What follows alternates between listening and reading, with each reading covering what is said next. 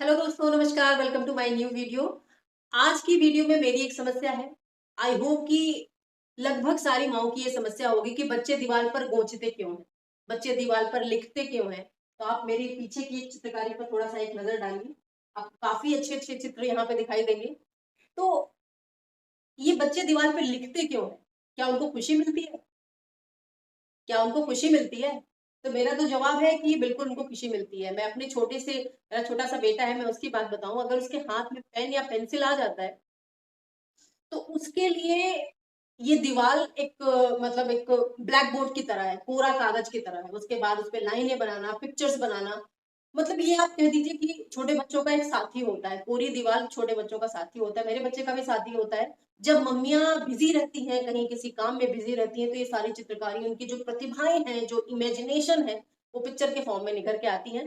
तो ऐसा बच्चे क्यों करते हैं, इसके पीछे की क्या साइकोलॉजी है, ये मैं आपको आगे बताती हूँ। तब तक के लिए आप वीडियो को पहले लाइक कर लीजिए, चैनल को सब्सक्राइब कर लीजिए। और जिनके घर में भी छोटे छोटे बच्चे हैं, वो डांट खाते हैं, जिनकी मम्मियाँ डांटती हैं मत लिखो मत लिखो, उनको ये वीडियो जरूर शेयर करिएगा। उन्हें भी अच्छा लगेगा बच्चों को समझने में। बच्चे पालना आसान काम नहीं है। उनको हर एक छोटी छोटी चीज सिखाना, उसके पीछे की उनकी क्या साइकोलॉजी, इसको समझना बहुत ही मुश्किल काम है। तो मैं एज एक माँ होके आपकी थोड़ी हेल्प कर रही हूँ। तो मैंने आपको बताया कि ये जो सारी चित्रकारी है, ये इमेजिनेशन तभी दिखाई देंगे जब उनके गार्जियन, उनकी मम्मी कहीं आसपास नहीं होंगी, तभी ये सारी चित्रकारी बनती है। इससे दीवार थोड़ी सी गंदी हो जाती है। मैं तो कभी कभी डांट देती हूँ, क्योंकि दीवार गंदी हो जाती है, फिर उसको साफ करो तो दीवार और खराब हो जाती है। तो इसके पीछे का मुझे दो साइकोलॉजी बच्चों की समझ में आई है, वो मैं आपसे डिस्कस कर रही हूँ। पहला ये होता है कि बच्चे जो है जब नया नया लिखना शुरू करते हैं, तो उनकी जो क्यूरियोसिटी होती है वो बहुत ज्यादा होती है। उन्हें समझ में नहीं आता कि कहाँ पे लिखना है। तो दीवार तो बढ़िया है ना, दीवार तो अपना है, उसमें क्या करना है, कुछ नहीं।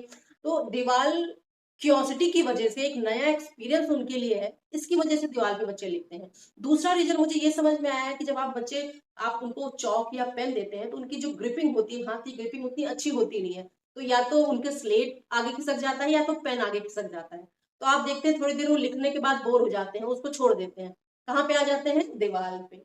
दीवार पे आराम से चिपक के पहले लंबी लंबी लंबी लाइनें बनना शुरू होती है, पिक्चर बनना शुरू होता है। देखिए यहाँ पे फिश कुछ बनाया है मेरे बेटे ने।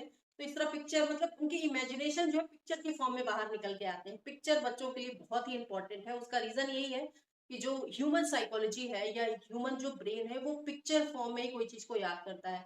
बच्चों के लिए आपने उनके ड्राइंग बुक को देखा होगा, बहुत ही कलरफुल और बड़े बड़े कलरफुल पिक्चर होते हैं। इससे उनका अटेंशन मतलब बुक की तरफ होता है।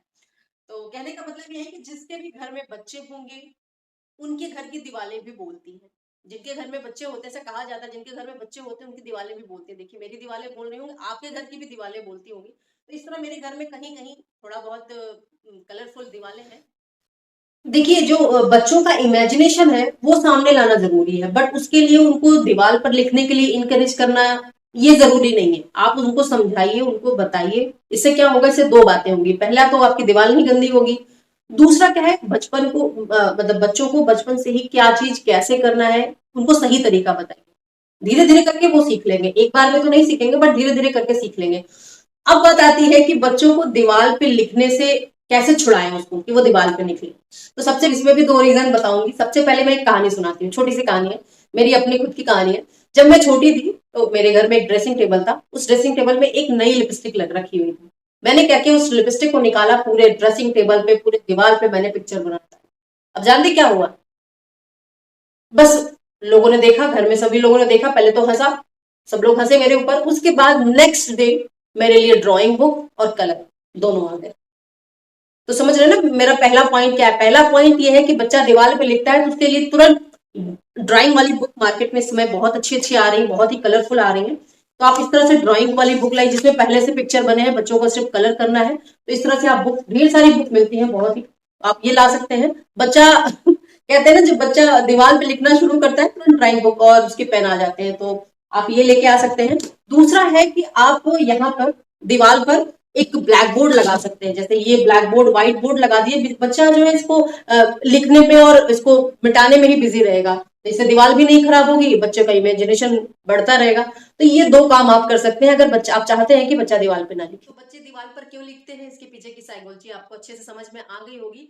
पहले के टाइम में भी जब मिट्टी का घर होता था, तो उस समय भी जो बच्चे होते थे उस समय, पुराने समय के जो बच्चे होते थे वो भी खड़िया और चौक से मिट्टी के घर पे लिखते थे। तो उस समय क्या होता था, गोबर से दीवार को लिप दिया जाता था। तो मेरा बताने का मतलब ये है कि समय चेंज हो गया है, बट बच्चों की जो क्रिएटिविटी है वो चेंज नहीं हुई है।